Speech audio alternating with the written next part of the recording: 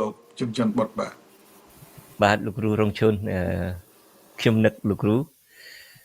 បាទខ្ញុំក៏នឹកដូចគ្នាដែរបាទអ្វីតែឃើញតែលោកគ្រូតាមបណ្ដាញសង្គមអីក៏ដោយចុះក៏ប៉ុន្តែមិនបានទៅជែកគ្នាផ្ទាល់ដូចថ្ងៃនេះហើយរឿងរ៉ាវរបស់លោកគ្រូនឹងយើងក៏តែងតែតាមដានជាប់ជានិច្ចនឹង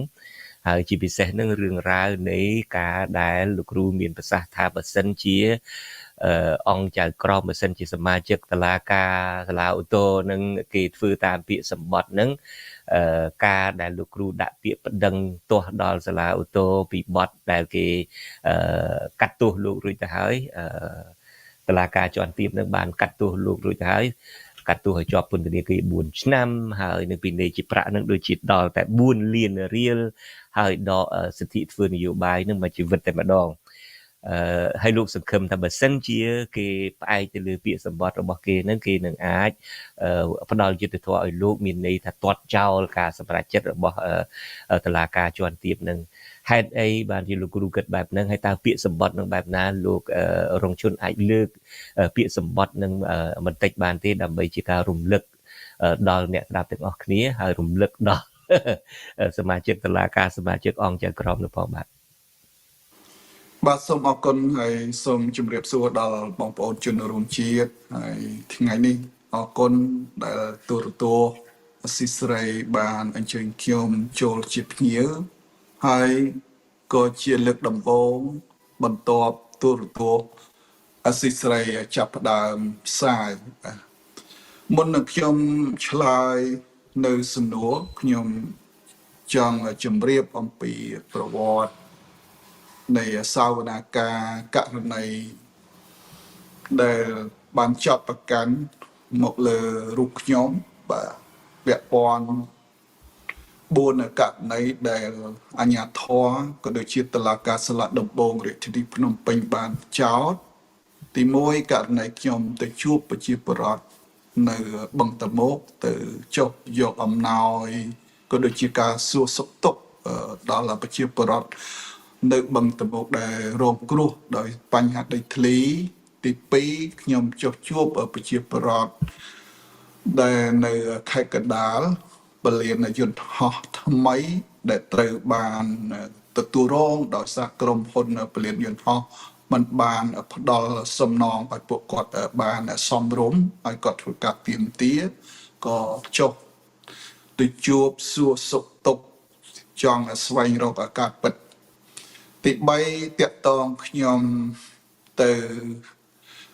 បើកសម្ពោធទស្សនកិច្ចគណៈបកកម្លាំងជាតិនៅស្រុកកោះធំដែលខ្ញុំបានថ្លែងតាក់ទងទៅនឹងប្រវត្តិសាស្ត្រខ្លះពីបញ្ហាបូរណភាពទឹកដីទី4គឺផ្ដល់បទសម្ភាសឲ្យវត្ថុអសីស្រីនៅពេលដែលនាយករដ្ឋមន្ត្រីលោកចុះបេសកកម្មទៅតាមបណ្ដោយព្រំដែនខាងមណ្ឌលគិរីរតនគិរីដែលចោទប្រកាន់ខ្ញុំញុះញង់បង្កឲ្យមានរាភាពពុកវោធ្ងន់ធ្ងរដល់សន្តិសុខសង្គម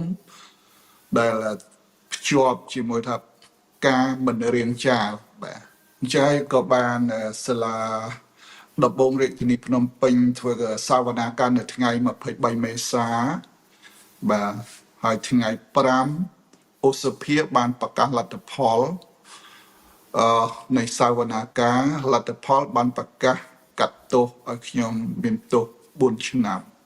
ហើយពីនៃ4លានរៀលហើយដកសិទ្ធមិនអោយបោះឆ្នោតដកសិទ្ធមិនអោយឈរឈ្មោះឲ្យគេបោះឆ្នោតឲ្យគេបោះឆ្នោតឲ្យតកតងរឿងហ្នឹងយើងឃើញថាវាដាក់បន្ទុកធ្ងន់ធ្ងរពីព្រោះ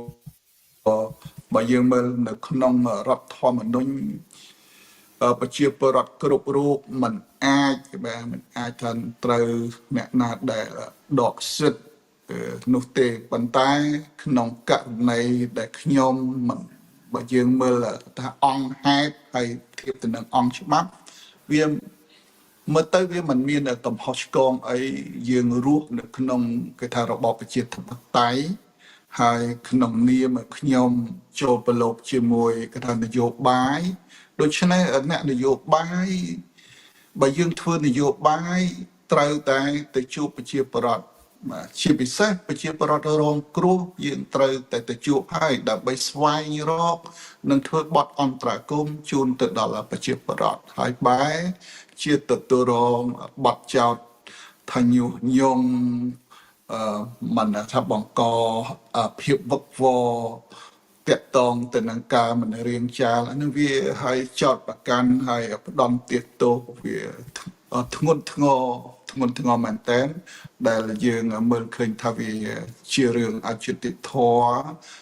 អ្វីដែលយើងមិនបានប្រព្រឹត្តខុសទៅនឹងដោយការចោទប្រកាន់ទេអញ្ចឹងហើយបានជាខ្ញុំឲ្យមេធាវីរបស់ខ្ញុំបាទដាក់នៅដូចជាថ្ងៃ8ឧសភា2025ប្តឹងទៅសាលាឧទ្ធរណ៍អញ្ចឹងនៅថ្ងៃ8បាទថ្ងៃ8ខែ8ត្រូវបានគ្រងនឹងបើកសវនាការនៅថ្ងៃ8ខែ8ហ្នឹងក៏ប៉ុន្តែដោយសារតែមានបញ្ហាផ្ទុះសង្គ្រាមករណីសៀមឈ្លានពានមកលើ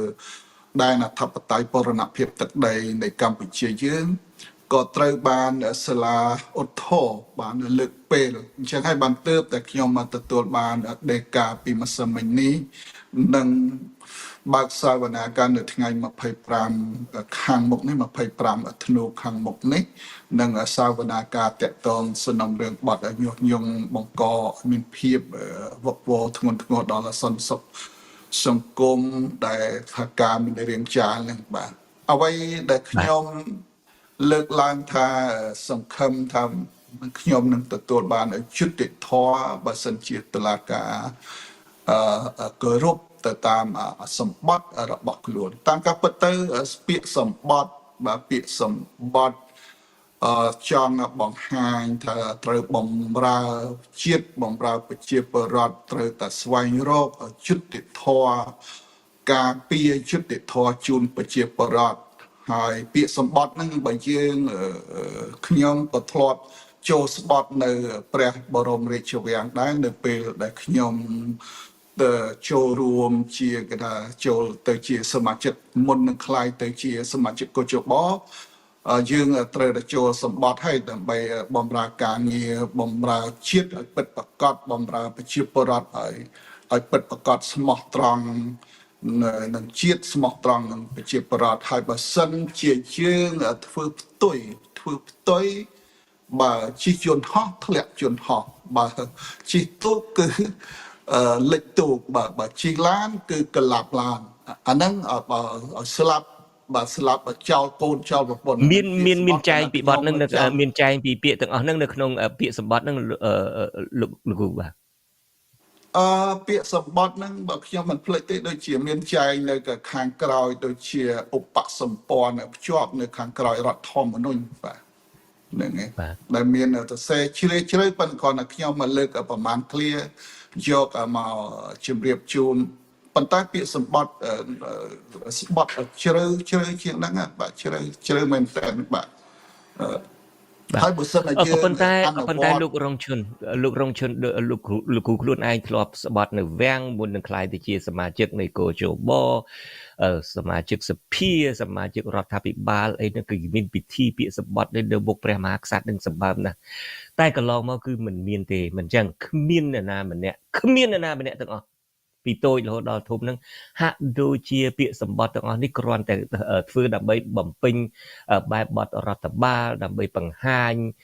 សពុតចងក្បិនថ្មីចាស់របស់ខ្លួនស្លៀកទៅតាមថ្ងៃទៅតាមពណ៌ទៅតាមពេលវេលាអីហ្នឹងដើម្បីគ្រាន់តែរំភើបមានគ្រឿងអិសរិយយុអីប៉ុណ្ណាហាក់ដូចជាគ្រាន់តែជាពិធីបង្ហាញបង្អួតលើ Facebook ផងបង្ហាញពីបំពេញបែបបទរដ្ឋបាលផងដូចជាគ្មានអ្នកណាយកមកអនុវត្តទេយើងឃើញហើយនៅតែរករឿងលោកគ្រូនៅតែមិនដោះលែងសកម្មជនមេដាធម្មជាតិ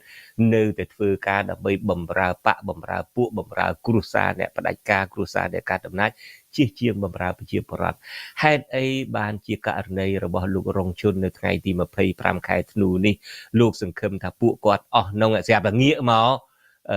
គោរពពាក្យសម្បត្តិនេះវិញស្រាប់តែដោះលែងលោកគ្រូរងជួនទៅមានន័យថាទាត់ចោល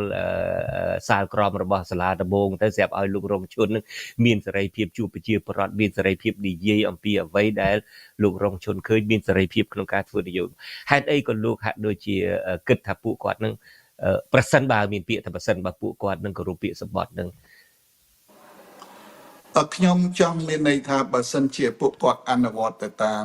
អ្វីដែលខ្លួនបានស្បត់ស្បាយមានន័យថាពួកគាត់នឹងផ្ដល់យុត្តិធម៌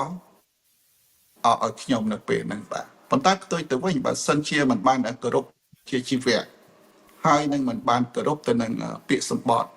ហើយនឹងមានអធិបុលនយោបាយពីផ្នែកខាងក្រៅអញ្ចឹងនៅគេថាសំណុំរឿងនៅការក្តីក្តាររបស់ខ្ញុំនឹងមានថាការរំពឹងតិចតួចពីព្រោះយើងដឹងហើយថារឿងទាំងអស់នេះវាបើយើងមើលទៅទាំងមតិជាតិទាំងអន្តរជាតិដែលគេមើលឃើញគ្រប់គ្នាថារឿងករណីជាមួយអ្នកនយោបាយក៏ដូចជាសកម្មជននយោបាយសកម្មជនសង្គម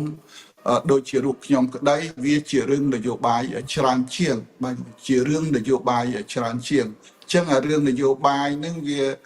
ដល់តែមានគថាដំណោះស្រាយនយោបាយបានទៅតែនឹងត្រូវបានរួចខ្លួនពីព្រោះយើងឃើញហើយហេតុផលដែលយើងលើកឡើងបែបហ្នឹងហើយបើយើងធ្វើការកត់សម្គាល់មួយចំនួនយើងឃើញថាអ្នកដែលទៅសុំចុះចូលបើសុំចុះចូលជាមួយគណៈបកឬមួយជាមួយអ្នកដែលកាន់អំណាចពេលនៅពេលហ្នឹងនៅពេលបន្ទាប់ពីចុះចូលហ្នឹងគឺថាគាត់ត្រូវបានទទួលបានសេរីភាពហើយបាទគេមិនគិតថាអូធ្វើការថាការដែលកំហុសផ្សេងចុះចូលផ្សេងប៉ុន្តែនៅពេលយើងធ្វើការកត់សម្គាល់ឲ្យតែទៅចូលរួមជីវភាពនយោបាយដែលតាមការដែលគេមកបញ្ចុះបញ្ចូលឲ្យទៅចូលរួមជីវភាពនយោបាយជាមួយគេឬមួយជាមួយថាដែលគេមកបញ្ចុះបញ្ចូលហ្នឹងបន្ទាប់មកមិនយូរមិនឆាប់ទេយើងឃើញអ្នកទាំងអស់នោះនឹងត្រូវទទួលបានសេរីភាពហើយត្រង់កត្តាត្រង់ហ្នឹងហើយបានជាយើងវាតម្លៃថារឿងទាំងអស់វាសុទ្ធសឹងតែរឿងនយោបាយទាំងអស់វាមិនមែនជារឿងប្រព្រឹត្តកំហុសឆ្គងដោយតែការចោទប្រកាន់នឹងទេបាទដូច្នេះវាជារឿងនយោបាយមានន័យថាទទួលយកសារនយោបាយពីមេរបស់គេមិនមែនអនុវត្តទៅតាមពាក្យសម្បត្តិនោះទេដូច្នេះសម្បកក្រោយបន្តិចលោកគ្រូបកក្រោយបន្តិចនៅពេលដែលសាលាដំបងកាត់ក្តីឲ្យជាប់ពន្ធនាគារ4ឆ្នាំឲ្យបង់ប្រាក់4លានរៀលអីហ្នឹងហើយមកដល់ពាក្យលោកគ្រូក៏ឲ្យមេធាវីរបស់លោកគ្រូនឹងដាក់ពាក្យប្តឹងឧទ្ធរណ៍ប្តឹងទាស់ហ្នឹងទៅដូច្នេះមកដល់ពេលនេះអត់ទាន់បានសងលុយគេអត់ទាន់បានអីនៅឡើយទេអាលុយវិន័យ4លានរៀលហ្នឹងពីព្រោះឥឡូវនេះយើងកំពុងតែដំណើររឿងបាទចឹងមានន័យថាគេតឡាការដំបងកាត់ឲ្យខ្ញុំមានទោស4ឆ្នាំប៉ុន្តែនៅពេលហ្នឹងតឡាការក៏មិនចេញតែការឃុំខ្លួនខ្ញុំដែរមានន័យថាទុកឲ្យខ្ញុំដើរទៅតាមនីតិវិធីបាទដើរតាមនីតិវិធីដូច្នេះបើខ្ញុំមិនពេញចិត្តទៅនឹងសេចក្តីសម្រេចរបស់សាលាដំបងផ្លូវច្បាប់ខ្ញុំមានសិទ្ធិប្តឹងបាទប្តឹងទៅ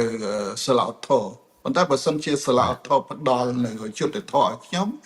អានេះខ្ញុំអាចទទួលយកបានពេលហ្នឹងត្រូវបញ្ចប់ប៉ុណ្ណឹងប៉ុន្តែបើសិនជាសាលាឧទ្ធរណ៍มันបានផ្ដល់យុត្តិធម៌ឲ្យខ្ញុំ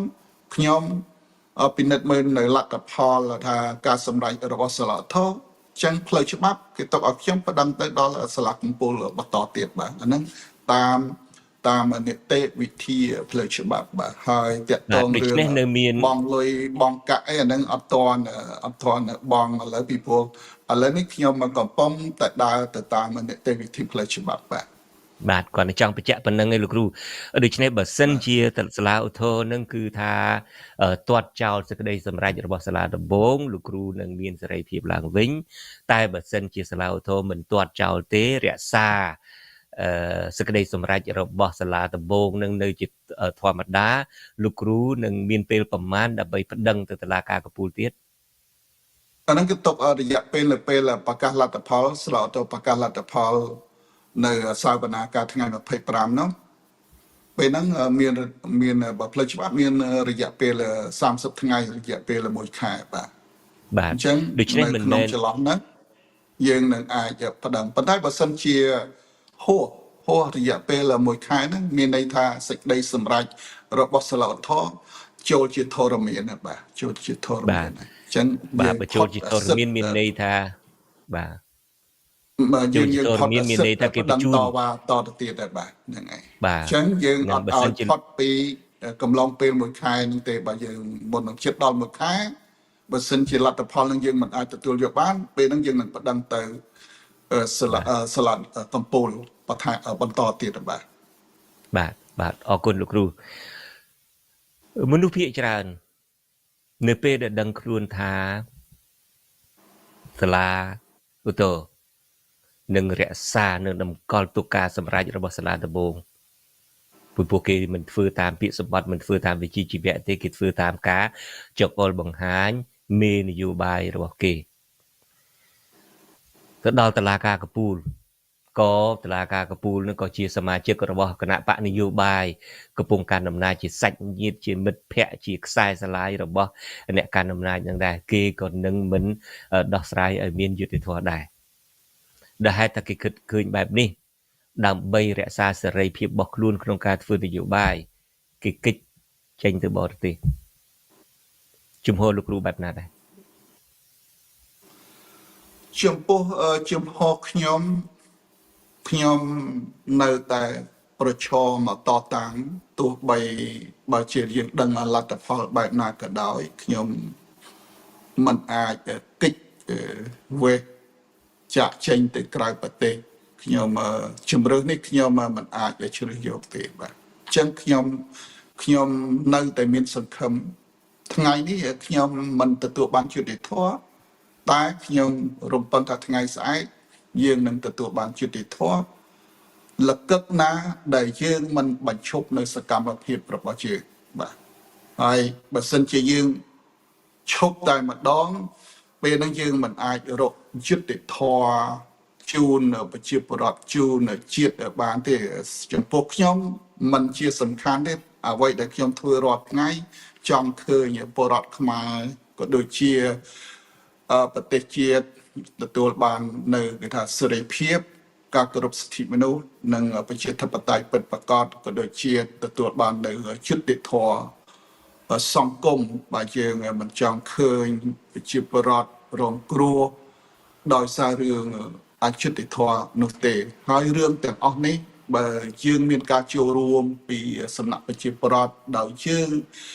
មិនបញ្ឈប់សកម្មភាពថ្ងៃណាមួយយើងនឹងទទួលបានយុត្តិធម៌ពិតប្រាកដប៉ុន្តែបើសិនជាយើងម្នាក់គិតថាមានបញ្ហានៅចំពោះមុខហើយយើងកិច្ចវេះយើងមិនហ៊ានប្រឈមយើងមិនហ៊ានតស៊ូពេលហ្នឹងយើងមិនអាចជួយស្រុកទេសយើងឲ្យទទួលបាននៅសេរីភាពនៅការគោរពសិទ្ធិមនុស្សនិងជាធិបតេយ្យពិតប្រាកដនោះទេដូច្នេះយើងត្រូវអ្វីដែលយើងធ្វើយើងអត់មានខុសទៅនឹងច្បាប់ទេពីព្រោះយើងមើលរដ្ឋធម្មនុញ្ញដែលជាច្បាប់កម្ពុជានៃជាតិរបស់យើងមើលទៅយើងមានសិទ្ធិមូលដ្ឋានក្នុងការចូលរួមជីវិតឆាកចូលរួមក្នុងកថានយោបាយមានសិទ្ធិបញ្ចេញមតិមានសិទ្ធិជួបជុំប្រមូលផ្ដុំអីសពបែបយ៉ាងបើយើងមើលផ្លូវច្បាប់យើងមានការធានាដោយច្បាប់ប៉ុន្តែបើសិនជាយើងមិនម្នាក់មិនខំតវ៉ាមិនខំតស៊ូដើម្បីទាមទារសិទ្ធិសេរីភាពរបស់យើងនឹងទេពេលហ្នឹងអ្វីគេមិនដាក់ជើងពៀនជូនយើងទេដូច្នេះត្រូវយើងក្នុងនាមពលរដ្ឋខ្មែរទាំងអស់គ្នានឹងត្រូវតែមានការចូលរួមយ៉ាងសកម្មទៀតទៅតាមអ្វីដែលច្បាប់បានធានាហើយចំពោះរឿងទាំងអស់នេះក្នុងកលៈទេសៈនេះបាទក្នុងកលៈទេសៈដែលប្រទេសកំពុងតែមានសង្គ្រាមឈ្លានពានពីសំណាក់ប្រទេសសៀមមកលើដែនអធិបតេយ្យបូរណភាពទឹកដីរបស់យើងខ្ញុំគិតថារដ្ឋាភិបាលគួរពិនិត្យមើលឡើងវិញជុំវិញបញ្ហាទាំងអស់នេះពីព្រោះ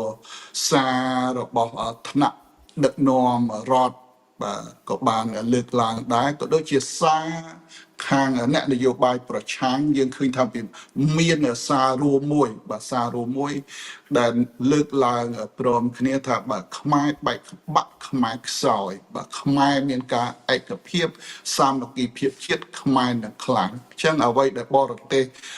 ឈ្លានពានមកលើដែនអធិបតេយ្យបរណភាពទឹកដីរបស់យើងហ្នឹងអាហ្នឹងដោយសារតែយើងគេមើលឃើញយើងមានចំណុចខ្សោយដូច្នេះគេ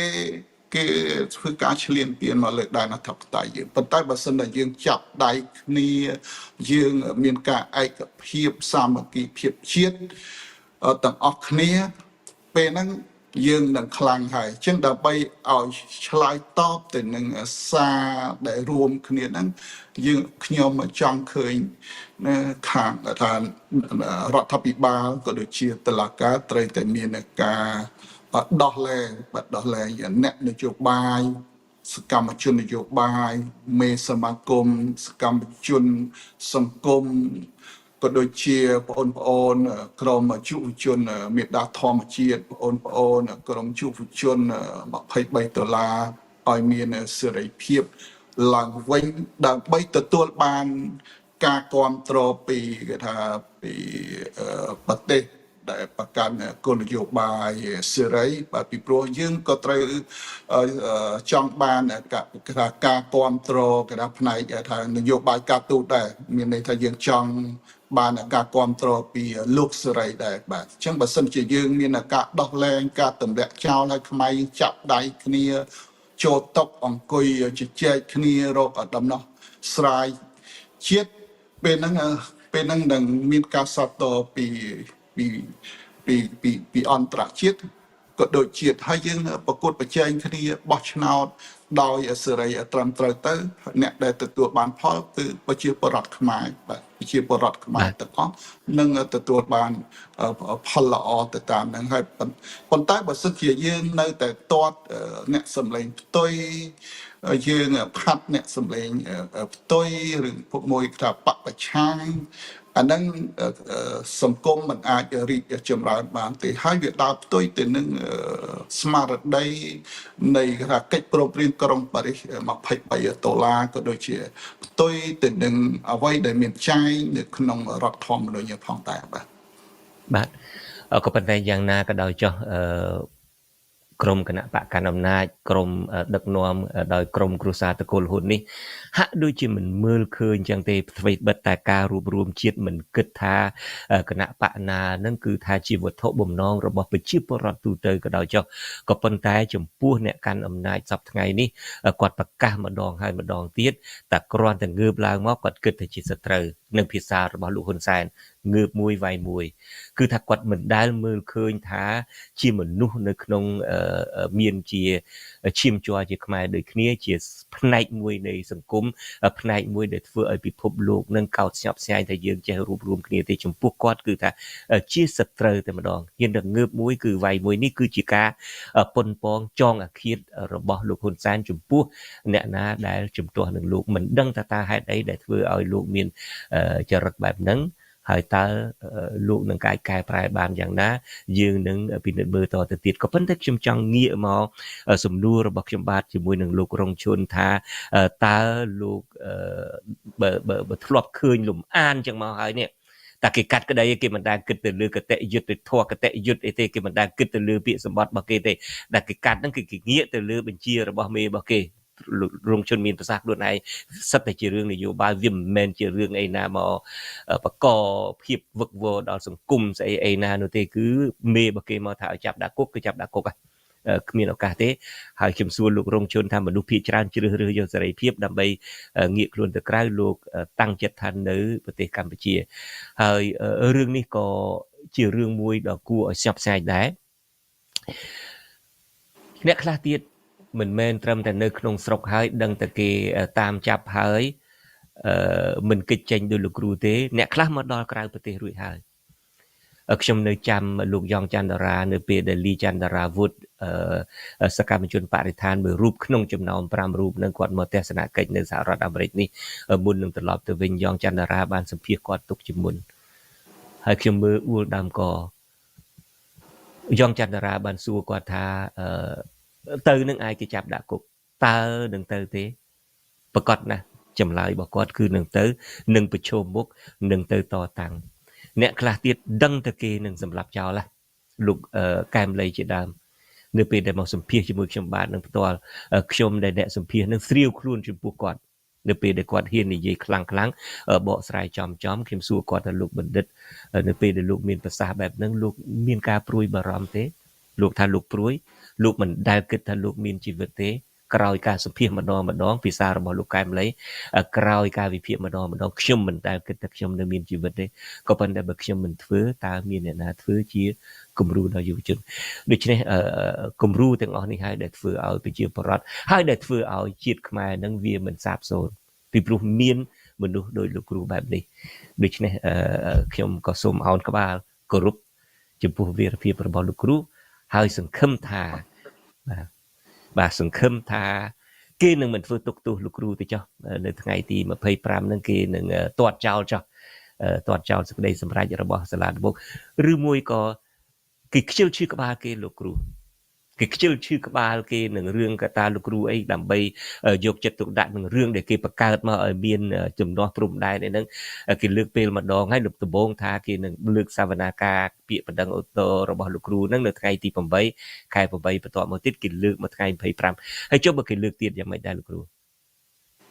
អាចលើកទៀតទេបើគេលើកទៀតអាហ្នឹងជាសិទ្ធិរបស់សាលាឧទ្ធរបាទប៉ុន្តែគ្រាន់ថាយើងត្រូវដឹងថារយៈពេលសង្គ្រាម5ថ្ងៃជាមេរៀនសម្រាប់អ្នកនយោបាយកាន់អំណាចក៏ដូចជាអ្នកនយោបាយប្រឆាំងបាទអាហ្នឹងជាមេរៀន5ថ្ងៃហ្នឹងហើយក្នុងសង្គ្រាម5ថ្ងៃហ្នឹងក៏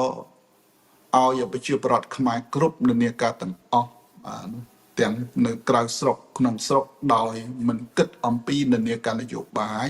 ជាងយើងຕົកនិន្នាការនយោបាយមួយកន្លែងហើយយើងគិតតម្កល់ផលប្រយោជន៍ជាតិទៅជាធំចឹងបានជាឃើញមានការចូលរួមច្រើនដូចជានៅញូហ្សេឡង់អូស្ត្រាលីនៅអាមេរិកក្តីដែលបងប្អូនខ្មែរគ្រប់និន្នាការនយោបាយទាំងអស់ចូលរួមសម្ដែងមតិទាមទារសម្ដែងអារម្មណ៍មិនសប្បាយចិត្តតាក់ទងទៅនឹងបញ្ហាសៀមឈ្លានពានមកលើដែនអធិបតេយ្យបរណភាព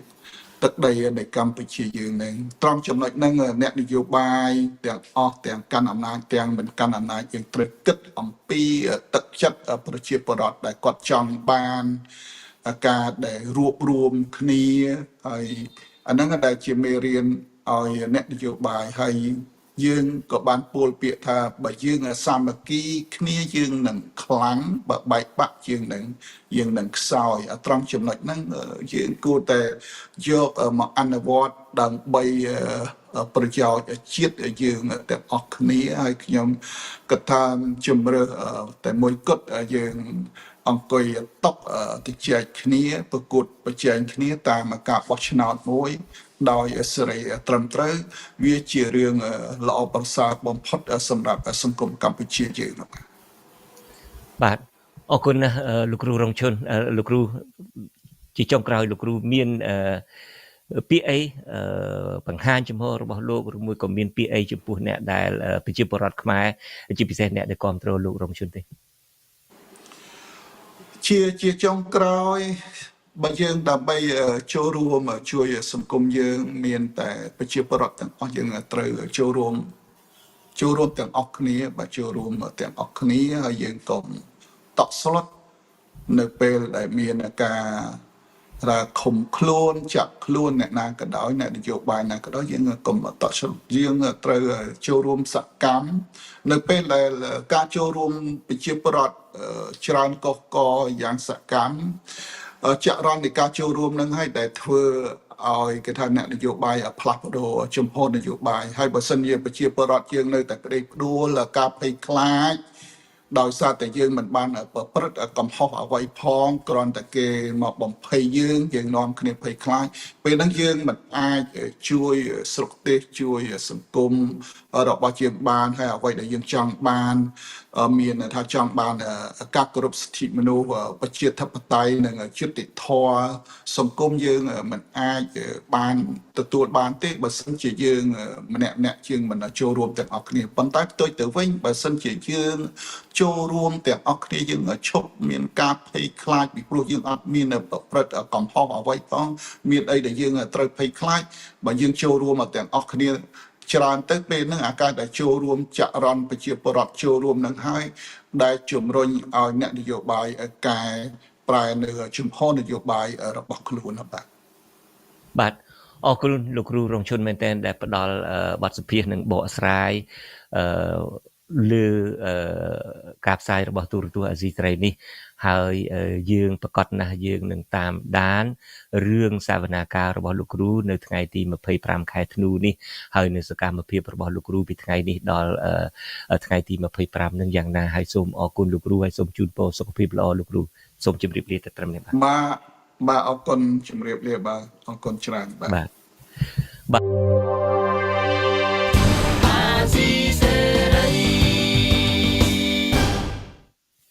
បាទលោកអ្នកនាងកញ្ញាជាទីមេត្រីម្សិលមិញនេះខ្ញុំបានសន្យាថានឹងឡើងមកបកស្រាយរឿងបញ្ហាទំនាស់ព្រំដែនរវាងកម្ពុជានិងថៃជាមួយនឹងលោកថាថៃក៏ប៉ុន្តែដែលហេតុតែពេលវេលានេះវាច្រើនណាស់ទៅហើយបើសង្គ្រាមខ្មែរថៃនេះក៏ប្រហែលជានឹងមិនបញ្ចប់ក្នុងពេលឆាប់ៗនេះទេដូច្នេះទុកឱកាសជូនលោកថាថៃដើម្បីស្រាវជ្រាវ